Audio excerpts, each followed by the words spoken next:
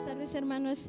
En esta tarde me ha tocado el tema de esta tarde. Se titula ¿No es este el hijo del carpintero?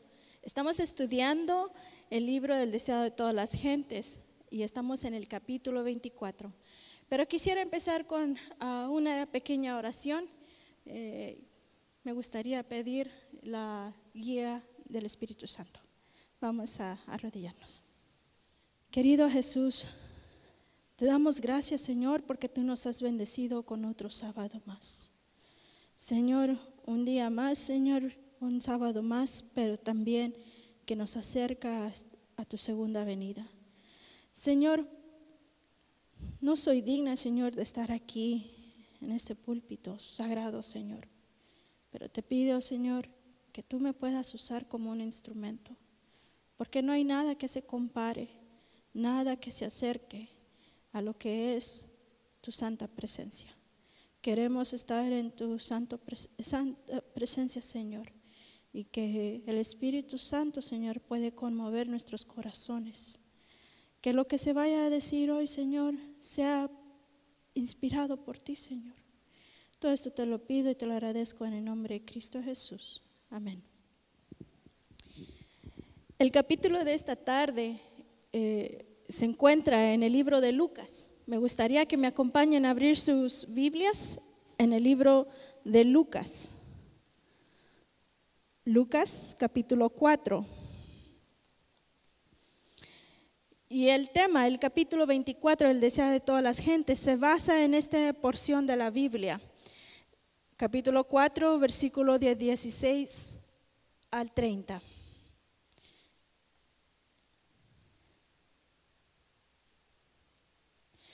Y voy a empezar a leer. Dice: vino a Nazaret, donde se había criado, y en el día de reposo entró en la sinagoga, conforme a su costumbre, y se levantó a leer. Y se le dio el libro del profeta Isaías, y habiendo abierto el libro, halló el lugar donde estaba escrito. Versículo 18. El Espíritu del Señor está sobre mí, por cuanto me ha ungido para dar buenas nuevas a los pobres. Me ha enviado a sanar a los quebrantados de corazón y pregonar libertad a los cautivos.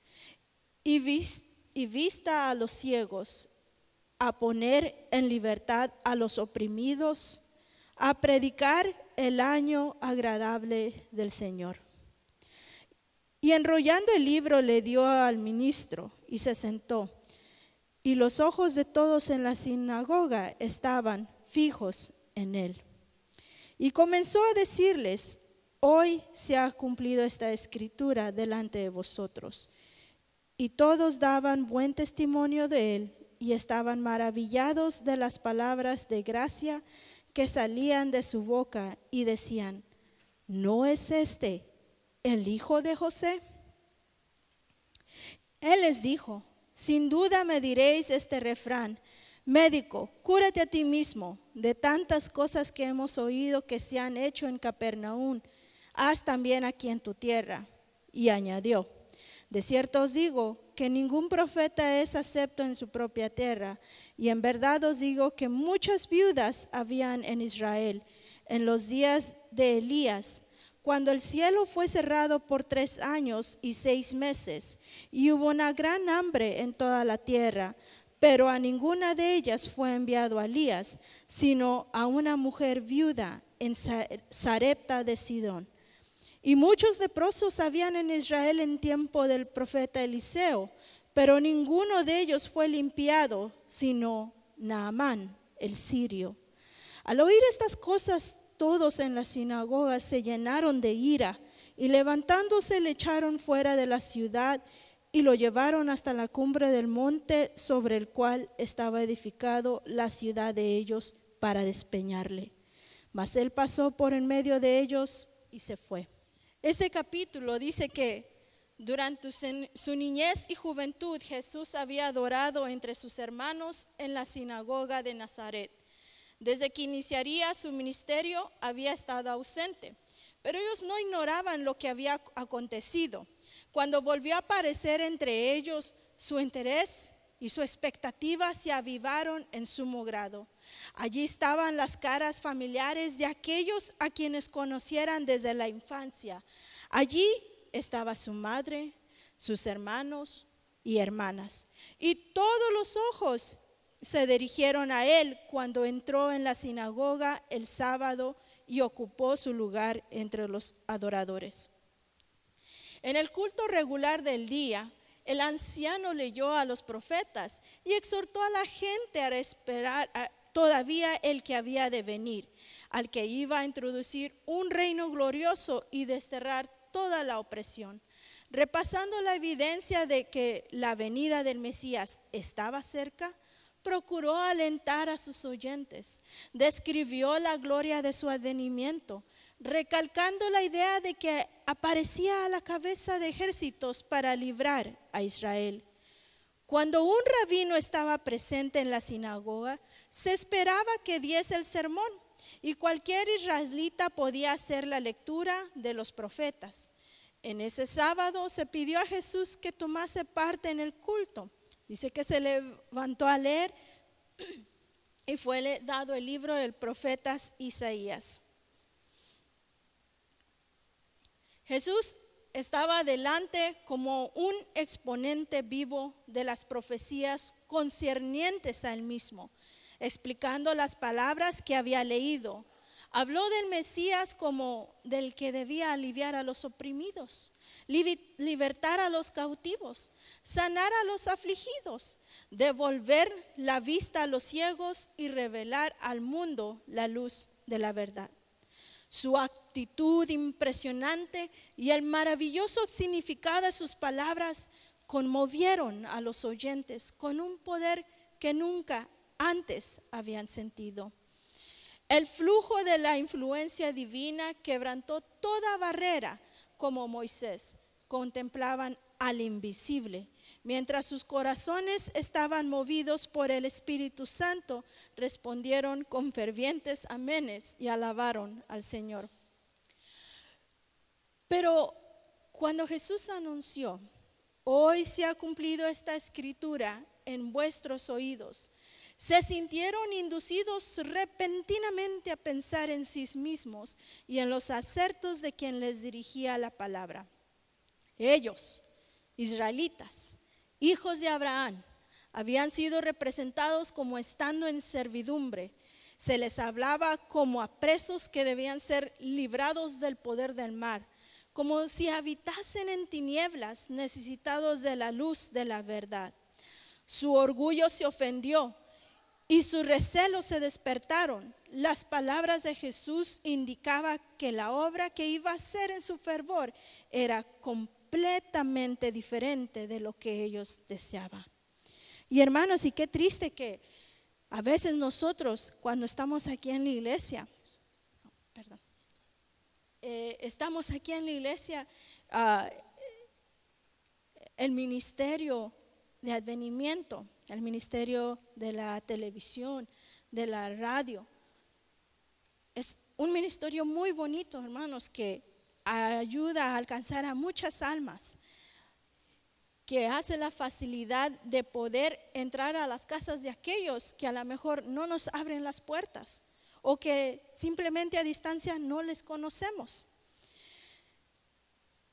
Pero hermanos, no dejemos que el tener una radio o una televisión, que eso nos engríe, que nosotros digamos que esta es la iglesia. Me gustaría preguntar, ¿cuál es la iglesia de Dios? ¿La iglesia adventista de la organización? ¿La iglesia de los ministerios de sostén propio?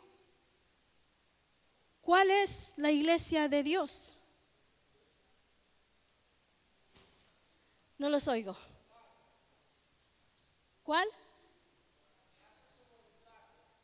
Dice Apocalipsis, capítulo 14. Si ustedes pueden ir conmigo en Apocalipsis.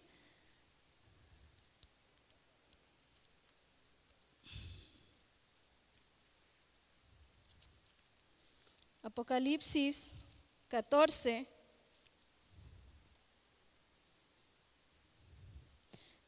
Versículo 12. Dice, hablando del mensaje de los 3 ángeles, dice, y aquí está la paciencia de los santos, los que guardan los mandamientos de Dios y la fe de Jesús. Hermanos, no es el edificio, no es la organización, no es ni tampoco la membresía. La iglesia de Dios dice que son aquellos que guardan los mandamientos de Dios y la fe de Jesús. ¿Será que hay algunos que no están en nuestras filas, pero guardan los 10 mandamientos? Y los que aún no tienen conocimiento del espíritu de profecía, ¿será que ellos también serán parte de la iglesia de Dios? Dice, su orgullo se ofendió y sus recelos se despertaron. Las palabras de Jesús indicaban que la obra que iba a hacer en su favor era completamente diferente de lo que ellos deseaban. Tal vez iba a investigar sus acciones con demasiado detenimiento, a pesar de su meticulosidad en las ceremonias externas. Rehuían la inspección de aquellos ojos claros y escrutadores. Hermanos, no nos dejemos vestirnos por la apariencia externa.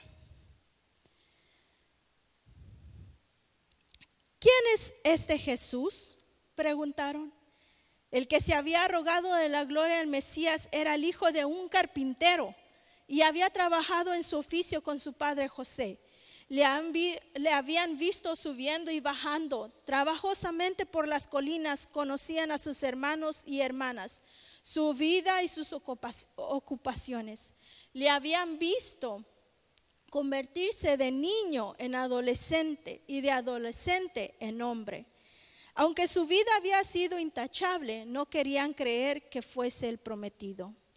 ¿Qué contraste entre su enseñanza acerca del nuevo reino y lo que habían oído decir a su anciano rabino? Nada había dicho Jesús acerca de librarlos de los romanos. Habían oído hablar de sus milagros y esperaban que su poder se ejerciese. Los israelitas, ellos estaban, su enfoque de un libertador era terrenal, no era el reino espiritual. Ellos esperaban que podrían ser beneficiados de Jesús en cosas terrenales, por ejemplo, librarlos de los romanos. Dice, en beneficio de ellos, pero no había visto indicación de semejante propósito. Al abrir la puerta a la duda y por haberse enternecido momentosamente, sus corazones se fueron endureciendo tanto más. Satanás estaba decidido a que los ojos ciegos no fuesen abiertos ese día, ni libertadas las almas arrojadas en la esclavitud. Con intensa energía obró para aferrarlas en su incredulidad. No tuvieron en cuenta la señal ya dada cuando fueron conmovidos por la convicción de que era su Redentor quien se dirigía a ellos. Dice Lucas capítulo 4, versículo 23 al 27, dice, pero Jesús les dio entonces una evidencia de su unidad. Él dio 2 ejemplos. Habla primero de Elías y luego habla de Eliseo. ¿Pero por qué?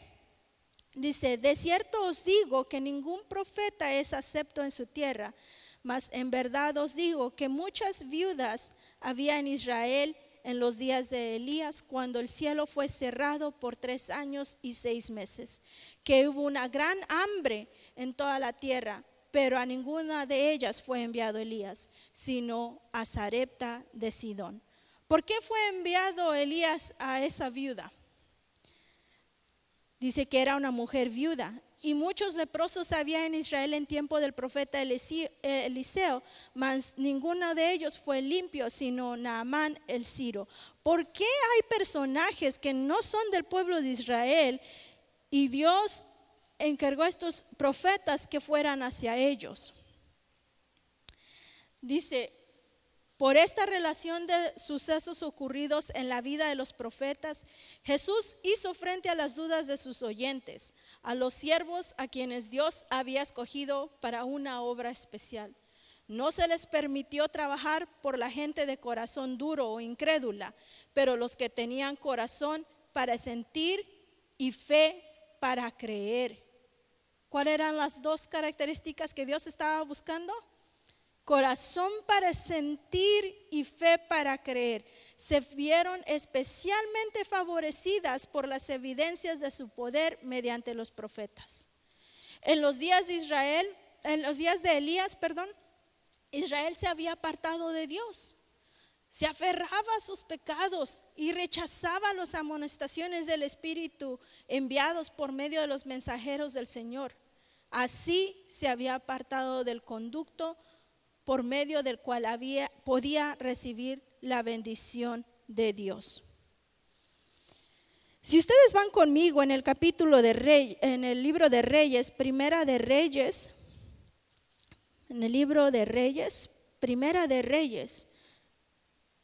y van conmigo en el capítulo 16. Vamos ahorita a detenernos un momento con Elías. El libro Primera de Reyes, capítulo 16. Y vamos a ver por qué Dios había escogido a otra persona que no era del pueblo de Israel. Dice, versículo 29. Dice, comenzó a reinar Acab, hijo de Omri, sobre Israel en el año 38 de Asa, rey de Judá. Y reinó Acab, hijo de Omri, sobre Israel en Samaria 22 años. Y Acab, hijo de Omri, hizo lo malo ante los ojos de Jehová, más que todos los que reinaron ante de él, porque le fue ligera cosa andar en los pecados de Jeroboam, hijo de Nabat, y tomó por mujer a Jezabel, hija de Etbaal, rey de los Sidonios, y fue y sirvió a Baal y lo adoró.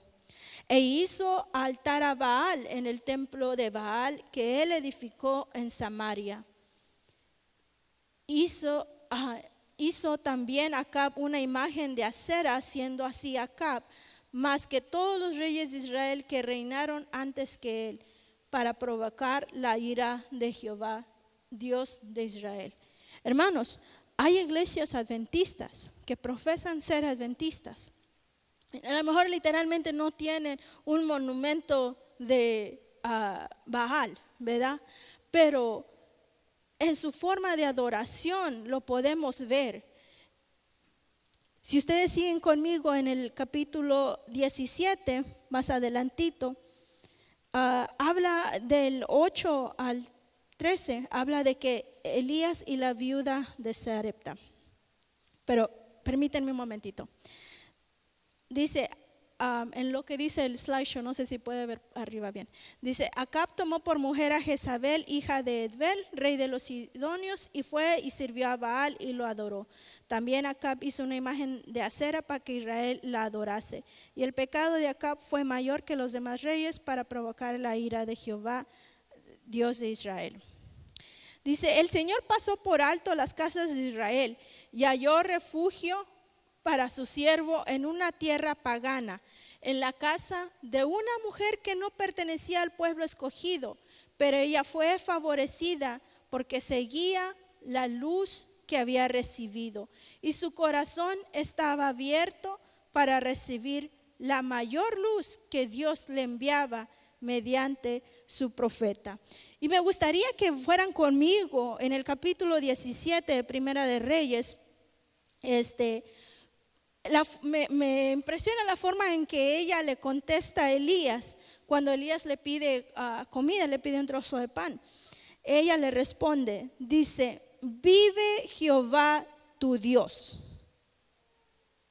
Vive Jehová tu Dios. No era del pueblo de Israel, era una mujer pagana. Dice, vive Jehová tu Dios, que no tengo pan cocido, solamente un puñado de harina tengo en la tinaja y un poco de aceite en una vasija.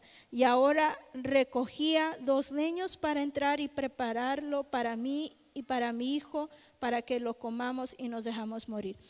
Más adelante sigue el relato, pero a mí lo que me impresiona es cómo ella responde, vive Jehová tu Dios. Ella reconocía que el Dios de Israel era un Dios muy poderoso. Por eso dice que ella fue favorecida porque seguía la luz que había recibido. Lo poquito que ella sabía, ella lo ponía en práctica y su corazón estaba abierto para recibir la mayor luz que Dios le enviaba mediante su profeta. Dice, por esta misma razón los leprosos de Israel fueron pasados por alto en tiempo de Eliseo. Dice, pero Naamán, noble pagano, que había sido fiel a sus convicciones de lo recto y había sentido su gran necesidad de ayuda, estaba en condición de recibir los dones de la gracia de Dios. Aquí hay algo que me detengo, donde dice, fiel a sus convicciones de lo recto y había sentido su gran necesidad de ayuda. Hermanos, ¿sentimos todavía la necesidad de que Dios nos ayude? Dios quiera que sí sea. No solamente fue limpiado de su lepra, sino también bendecido con un conocimiento del verdadero Dios. Y muchos leprosos habían en Israel en el tiempo del profeta Eliseo, mas ninguno de ellos fue limpio, sino Naamán, el Siro. Nuestra situación delante de Dios depende no de la cantidad de luz que hemos recibido, sino del empleo que damos a lo que tenemos. Por eso vuelvo a decir, la iglesia de Dios, ¿quiénes son? Dice, y así aún los paganos que eligen lo recto en la medida en que lo pueden distinguir, están en una condición más favorable que aquellos que tienen gran luz y profesan servir a Dios, pero desprecian la luz y por su vida diaria contradicen su profesión de fe. Las palabras de Jesús a sus oyentes en las sinagogas llegaron a la raíz de su justicia propia, haciéndoles sentir la amarga verdad de que se habían apartado de Dios y habían perdido su derecho a ser su pueblo. Cada palabra cortaba como un cuchillo mientras Jesús les presentaba su verdadera condición. Yo doy gracias a Dios, hermanos, por nuestra iglesia, que aquí los sermones que se dan, cuando se expone la palabra de Dios, no es un sermón para acomodarte, ponerte en una posición tranquila. Un hermano le preguntaba a mi papá que por qué se había ido de la iglesia, dentro de la organización. Y el hermano llegó con su propia conclusión. Dijo, no, pues si usted está a gusto allá, pues sí, está bien allá, quédese. Si usted está muy a gusto allá. Y mi papá le contestó, ¿a gusto? No, a gusto estaba dentro de la organización. Por más de 20 años estaba a gusto. Hermanos, a veces aquí se dan sermones fuertes, pero son sermones que nos ayudan, que nos presentan, así como los 10 mandamientos, que nos presentan nuestra verdadera condición, que nos hace pensar durante la semana, yo fallé en esto, pero ahora voy a hacer esto, ahora voy a cambiar. Ahora despreciaban la fe que al principio les inspirara. No querían admitir que aquel que había surgido de la pobreza y la humildad fuese otra cosa que un hombre común. Su incredulidad engendró malicia. Satanás los dominó y con ira clamaron contra el Salvador. Se habían apartado de aquel cuya misión era sanar y restaurar, y ahora manifestaban los atributos del destructor. Cuando Jesús se refirió a las bendiciones dadas a los gentiles, el fiero orgullo nacional de sus oyentes despertó y las palabras de él se ahogaron en un tumulto de voces. Yo estaba participando en un grupo de chat de 3-4 hermanitos de la iglesia adventista dentro de la organización. Y estábamos platicando, estaba diciendo una hermana que cuál realmente es la iglesia de Dios, cuál era la iglesia verdadera, si la iglesia adventista dentro de la organización o la iglesia de enamorado.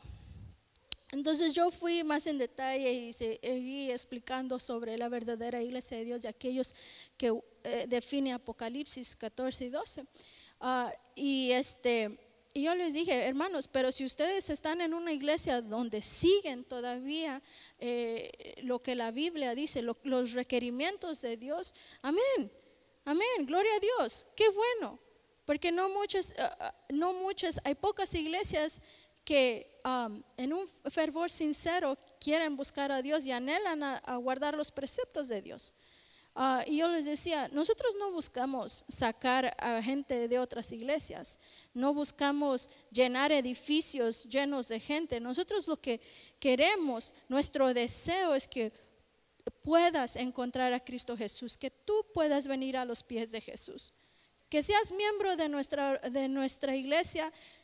Para nosotros no es, ¿cómo se dice?, nuestra prioridad.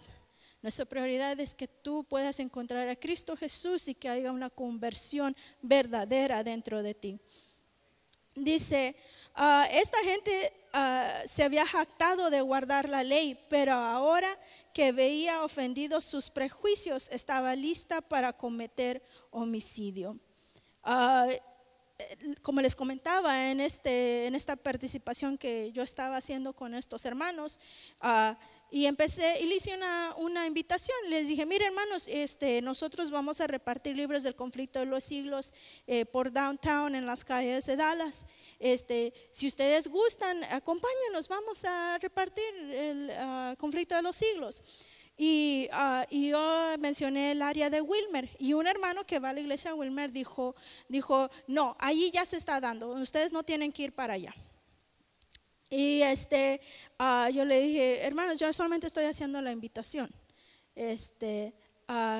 no pretendo perjudicar o ofender, es solamente una invitación a compartir la palabra de Dios. Y luego empezó a subir fotos de conquistadores, de guías mayores, de cadetes misioneros, médicos, no me acuerdo cómo se llama, en fin, diferentes fotos de diferentes, puede decir como un club, y me dijo, nosotros ya estamos haciendo nuestro trabajo. Y yo me dije, es que no tienes que vestirte de muchas maneras para presentar la palabra de Dios, ¿verdad? Pero el hermano se había ofendido, y yo solamente dije, les invito a repartir libros del conflicto de los siglos. Y después empezó a decir cosas más y vi que ya no era apropiado estar ahí. Le dije, mira, la invitación está abierta, si ustedes gustan, vamos, me hacen saber y hacemos una junta, ¿verdad?, para reunirnos. Dice, la asamblea se disolvió y empujando a Jesús le echó de la sinagoga y de la ciudad, y todos parecían ansiosos de matarle. Le llevaron hasta la orilla de un precipicio. Hermanos, qué ironía que ese pueblo de Israel, los dirigentes de Israel, que se jactaban que era la cosa, ¿cómo se dice?, lo más grande, lo más santo, andando, caminando, porque acuerden, ellos se jactaban de que eran santos por su forma, como se vestían. No sé si se acuerdan que, se me olvidan las palabras, se ponían, creo que la ley, en las manos o se lo ponían en la frente y iban caminando y con el cuello alzado. Les gustaba que la gente los mirara, ¿verdad? Y tanto eso de externo para que después ellos desearon matarle. Ellos no estaban convertidos, ellos amaban a las tradiciones, las costumbres que habían ejercido entre ellos mismos. Dice, gritos y maldiciones llenaban el aire. Algunos le tiraban piedras cuando repentinamente desapareció de entre ellos. Los mensajeros celestiales que habían estado a su lado en la sinagoga estaban con él en medio de la muchedumbre, enfurecida. Le resguardaron de sus enemigos y le condujeron a un lugar seguro. Me gusta esta parte que dice que cuando lo iban a tirar, a despeñar, dice, repentinamente desapareció. Algunas versiones dice que caminó dentro de ellos, ¿verdad? Y que se zafó de ellos. Pero el espíritu de profecía dice que repentinamente desapareció de entre ellos. A veces hay hermanos que les gusta peculiar que ya viene la persecución y empieza a dar ese temor en la gente y ya viene la persecución. Hermanos, si usted es un fiel, verdadero seguidor de Cristo, guardador de sus mandamientos y tiene la fe de Jesús, hermanos, ustedes no tienen por qué tener miedo. No solamente lo haya hecho con Jesús, su protección de Dios, porque Él era el Hijo de Dios. Lo vemos a través de la Biblia en otros personajes. Dice, bueno, y así como dice el rey Salomón, nada debajo del sol, nada hay nuevo debajo del sol, ¿verdad? Dice, esto lo saqué de la colección de Spalding y Magen en 1985, dice, cuando imprimieron esto, dice, vi que la iglesia nominal y los adventistas nominales como Judas nos traicionarían y entregarían a los católicos para obtener la influencia de ellos e ir contra la verdad. Los santos entonces serían un pueblo oscuro, poco conocido de los católicos, pero las iglesias y los adventistas nominales que conocen nuestra fe y costumbres nos aborrecieron debido al sábado. Ahora, ¿por qué dice que pocos conocidos de los católicos? Pero sin embargo dice, pero las iglesias y los adventistas nominales que conocían nuestra fe y costumbre. ¿Por qué dice eso? Dice, nos aborrecieron debido al sábado, pues no pudieron refutar su solidez. Hermanos, van a haber muchos adventistas que se van a unir con la iglesia católica, con la bestia. Dice, traicionaron a los santos y los entregaron a los católicos, diciendo que los fieles adventistas ignoran las instituciones del pueblo, es decir, que ellos guardan el sábado y son indiferentes para con el día domingo. Entonces quiere decir que sí va a haber adventistas que van a empezar a guardar el domingo. Y hermanos, yo a veces decía, ¿cuándo va a suceder eso? No estamos muy lejos.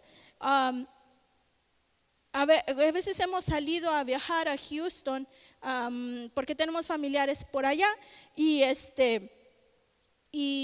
visitamos a una familia también adventista, pero dentro de la organización, y llegamos a una sociedad de jóvenes, y al despedir la sociedad de jóvenes, el pastor de la iglesia dijo, les invito a que mañana todos tempranito a las 9 de la mañana vamos a tener el día familiar y vamos a recibir la bendición de Dios. Yo me quedé espantada. Yo dije, ¿cómo? Digo, estamos en una iglesia adventista, ¿cómo eso va a suceder? A veces pensamos que lo que la hermana Elena G. de White, pensamos que va a faltar años, van a faltar más años para que eso suceda. No, hermanos, eso ya está pasando ahora. Y en muchas iglesias en nuestro alrededor, aquí en Dallas, se está promocionando mucho diciendo, vengan el domingo al día familiar para recibir la bendición de Dios.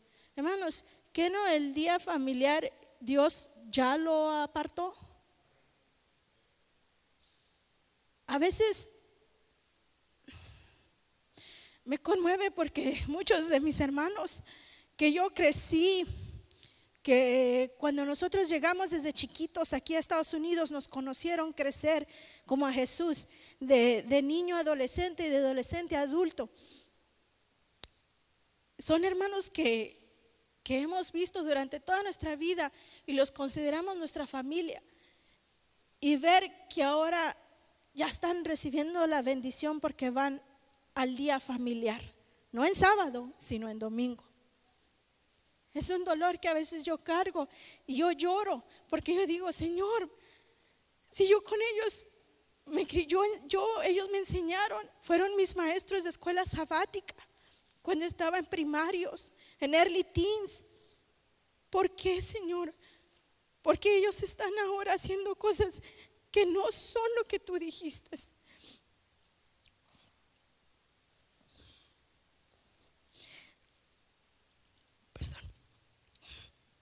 Dice, entonces los católicos impulsaron a los protestantes en seguir adelante y emitir un decreto diciendo que todo el que no observe el primer día de la semana en su sustitución del día séptimo debería morir.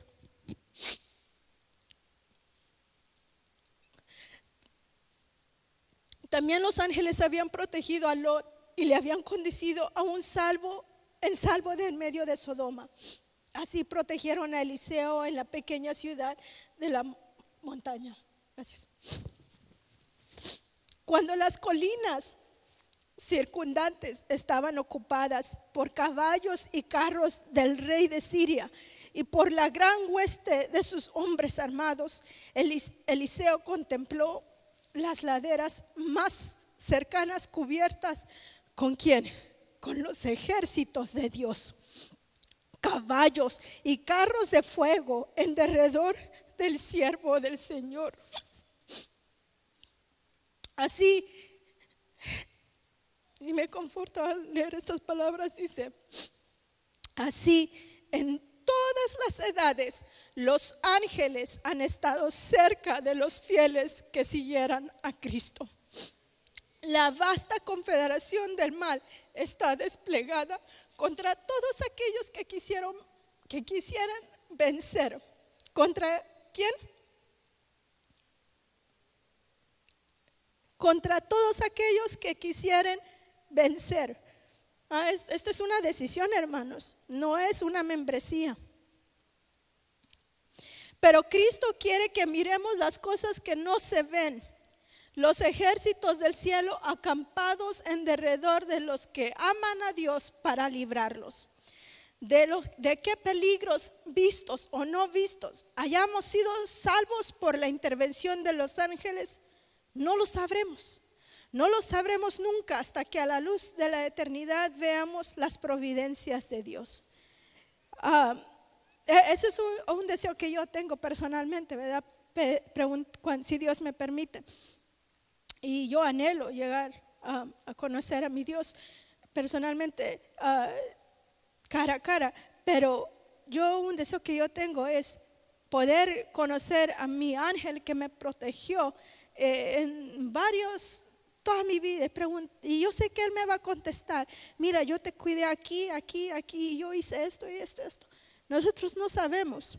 Nunca lo vamos a saber hasta que la luz de la eternidad veamos las providencias de Dios. Dice, entonces sabremos que toda la familia del cielo estaba interesada en la familia de esta tierra. Qué bonito. A veces pensamos que no somos nada, que no valemos nada, que a veces nuestros amigos ni nos quieren responder, ya sea por email, por texto, que el novio nos dejó, la novia nos dejó, lo que sea, que los hermanos nos hicieron malas caras. Hermanos, hay una familia del cielo que está interesada por ti. Hay una familia del cielo que está interesada por tu salvación. Y que los mensajeros del trono de Dios acompañaban nuestros pasos día tras día. Cuando en la sinagoga Jesús leyó la profecía, se detuvo antes de la especificación final referente a la obra del Mesías. Dice que habiendo leído las palabras, a proclamar año de la buena voluntad de Jehová. Dice que él omitió la frase y día de venganza del Dios nuestro. ¿Por qué? ¿Por qué él omitió eso? Porque los israelitas, ellos esperaban una liberación de los romanos, de la opresión de los romanos. Señor, hermanos, la venganza le pertenece a nuestro Dios solamente. Dice, esta frase era tan cierta como la primera de la profecía, y con su silencio Jesús no negó la verdad, pero sus oyentes se deleitaban en espaciarse en esa última expresión y deseaban ansiosamente su cumplimiento. Pronunciaban juicios contra los paganos, no discerniendo que su propia culpa era mayor que la de los demás. Y es que a veces somos muy listos, muy rápidos para criticar a fulanito de aquel que no es de nuestra iglesia, fulanito de tal que quién sabe qué hizo, no sé qué. Pero hermanos, dice que nosotros somos a veces los que tenemos la luz, dice que somos culpables mayor que los demás. Dice, ellos mismos estaban en la más profunda necesidad de la misericordia, que estaban tan listos para negar a los paganos. Ese día en la sinagoga, cuando Jesús se levantó entre ellos, tuvieron oportunidad de aceptar el llamamiento del cielo. Aquel que es amador de misericordia anhelaba salvarlos de la ruina que sus pecados atraían. Dice que él los amaba tanto porque era su pueblo. Él creció, lo vieron cómo creció, vieron que él trabajaba con su padre como carpintero. Él los amaba, sin duda alguna. Había personas que él se familiarizó mucho, pero más él los amaba. Y dice que él deseaba llamarlos una vez más al arrepentimiento. Dice que desde que se le rechazara ahí, la fama de su predicación y sus milagros había llenado el país. Nadie podía negar ahora que poseía un poder más que humano. Los habitantes de Nazaret sabían que iba diciendo bienes y sanando a todos los oprimidos del diablo. Alrededor de ellos había pueblos enteros donde no se oían un gemido de enfermedad. ¿Cómo dijo? Ni un gemido de enfermedad en ninguna casa, porque él había pasado por ahí, sanando a todos sus enfermos. La misericordia revelada en todo acto de su vida atestiguaba su ungimiento divino. Dice que los nazarenos fueron movidos por el Espíritu Santo cuando él habló. Dice, pero entonces tampoco quisieron admitir que ese hombre que se había criado entre ellos era mayor que ellos o diferente. Hermanos, los que hacen la voluntad de Dios, va a haber gente. Y cuando digo, bueno, va a haber gente adventistas que van a tener mucho rencor con aquellos que hacen la voluntad de Dios. Dice, todavía sentían el amargo recuerdo de que mientras aseveraba ser el prometido, les había negado un lugar con Israel, porque les había demostrado que eran menos dignos del favor de Dios de una mujer y hombres paganos. Por eso preguntaban, ¿de dónde tiene esta sabiduría y estas maravillas? No le quisieron recibir como el Cristo divino. Por causa de su incredulidad, el Salvador no pudo hacer muchos milagros entre ellos. Hermanos, si usted quiere que Dios haga un cambio en su vida, sométase a Dios, humíllese ante Él. No sea orgulloso, no sea incrédulo. Dice, tan solo algunos corazones fueron abiertos a su bendición y con pesar se apartó para no volver nunca. Ojalá que nosotros no rechacemos el Espíritu Santo, porque Dios nos da ese el libre, ¿cómo se? Perdón, sí, no te va a forzar, no te va a obligar, te abre la invitación, pero depende de ti si tú quieres. Y con mucho cariño les digo, cuando esa invitación se abra, acéptenla, porque tal vez no se va a volver a hacer nunca jamás. Así como Jesús ya no volvió otra vez ahí por el pueblo de Israel. Dice, la incredulidad una vez albergada continuó dominando a los hombres de Nazaret. Así dominó al Sanedrín y la nación. Para los sacerdotes y la gente, el primer rechazamiento de la demostración del Espíritu Santo fue el principio del fin.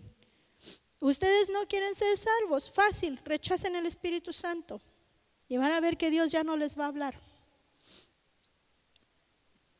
Así de sencillo. Él quiere que tú seas salvo. Él quiere que tú estés con Él en el cielo. Hay una familia grande en el cielo que está interesado por ti.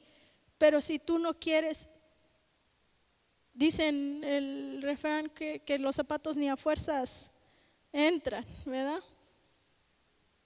Y lo más triste, hermanos, es que después las personas que rechazan el Espíritu Santo viven una vida miserable, viven una vida de pena, dolor, que nada les llena. Y a veces pueden llenarse con cosas materiales para sentirse mejor, pero nada lleva a la felicidad que solamente Dios, o nadie puede llenar ese vacío en tu corazón que solamente Dios puede llenar.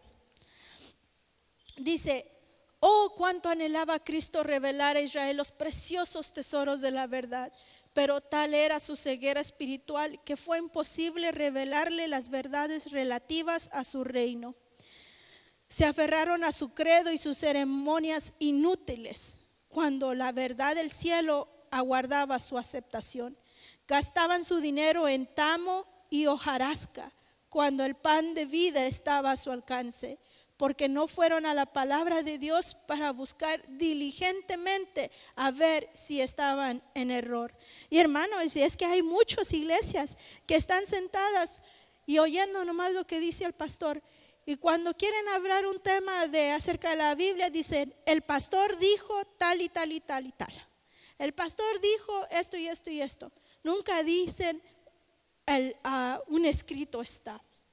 Dice, las escrituras del Antiguo Testamento presentaban claramente todo detalle del ministerio de Cristo y repetidas veces citaba él de los profetas y decía, hoy se ha cumplido esta escritura en vuestros oídos. Si ellos hubiesen escudriñado honradamente las escrituras, sometiendo sus teorías a la prueba de la palabra de Dios, Jesús no habría necesitado llorar por su impenitencia, no habría necesitado declarar, he aquí vuestra casa es dejada desierta. Hermanos, yo espero y es mi oración que nosotros no dejemos de estudiar la palabra de Dios, que Jesús nos diga, he aquí vuestra casa os es dejada desierta. Cuando nosotros dejamos de estudiar, de buscar diligentemente de repasar lo que se dijo aquí y decimos, es que el pastor dijo, nos estamos reclinando en lo que un hombre dijo, no en lo que el Dios eterno que vive ayer, hoy y mañana para siempre ha dicho. Podrían haber conocido las evidencias de su carácter de Mesías y la calamidad que arruinó su orgullosa ciudad podrían haber sido evitadas, pero las miras de los judíos se habían estrechado por su fanatismo irracional. Las lecciones de Cristo revelaban sus deficiencias de carácter y exigían arrepentimiento. Si ellos aceptaban estas enseñanzas, debían cambiar sus prácticas y abandonar las esperanzas que habían acariciado. A fin de ser honrados por el cielo, debían sacrificar la honra de los hombres. Si obedecían a las palabras de este nuevo rabino, debían contra las opiniones de los grandes pensadores y maestros de aquel tiempo. No nos dejemos guiar por el hermano tiene un doctorado en teología, tal y tal. Él sí tiene la razón. No nos dejemos ir por eso, hermanos. Dice que muchas cosas hubieran sido evitadas si solamente ellos diligentemente hubieran buscado a Dios y que Dios les pudiera discernir. Pero a veces nos preocupamos, ay, ¿qué dirá si yo le cuestiono al fulano de tal que tiene mucha información, que tiene mucho certificado, que a lo mejor es un erudito andando en teoría, ¿no? Dice que nosotros debemos obedecer a las palabras de nuestro rabino. Dice, la verdad era impopular en el tiempo de Cristo, es impopular en el nuestro también. Todos dicen, todos sabemos que el día de Dios, el día de Dios es el domingo, así dicen. Pero si nosotros decimos, no, es el día sábado, te ven como un extraño, como una cosa que estás mal.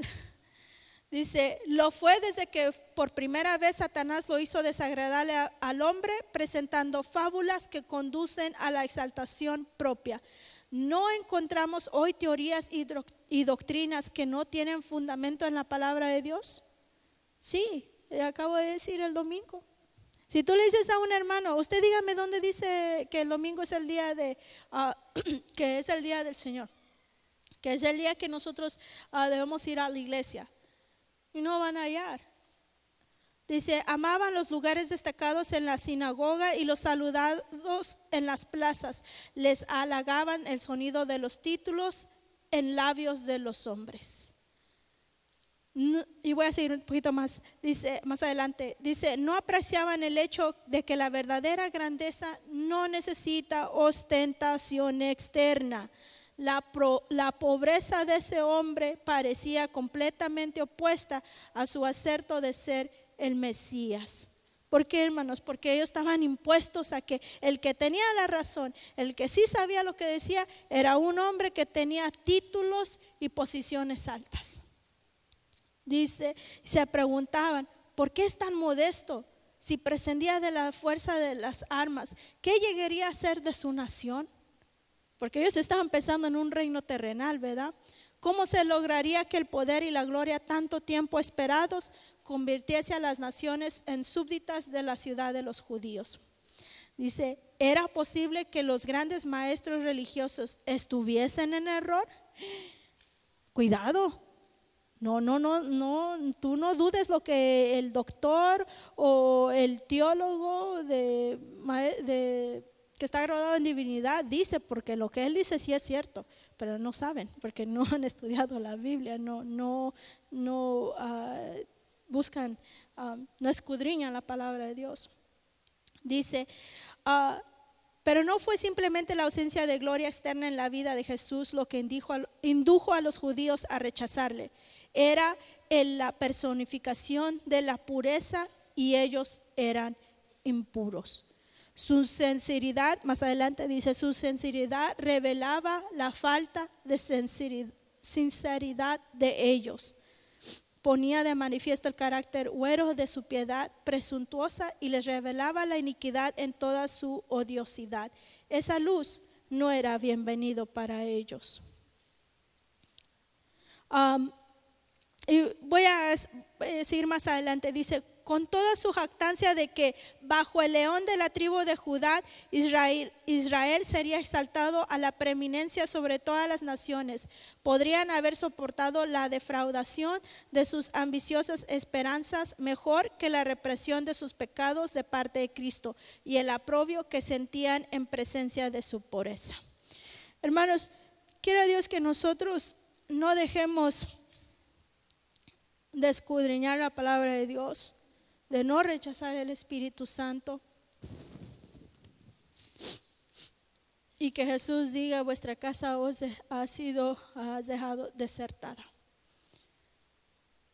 Si Dios les abre esa invitación, ya sea hoy o en otro donde sea, Dios se puede manifestar en muchas maneras y en cualquier lugar.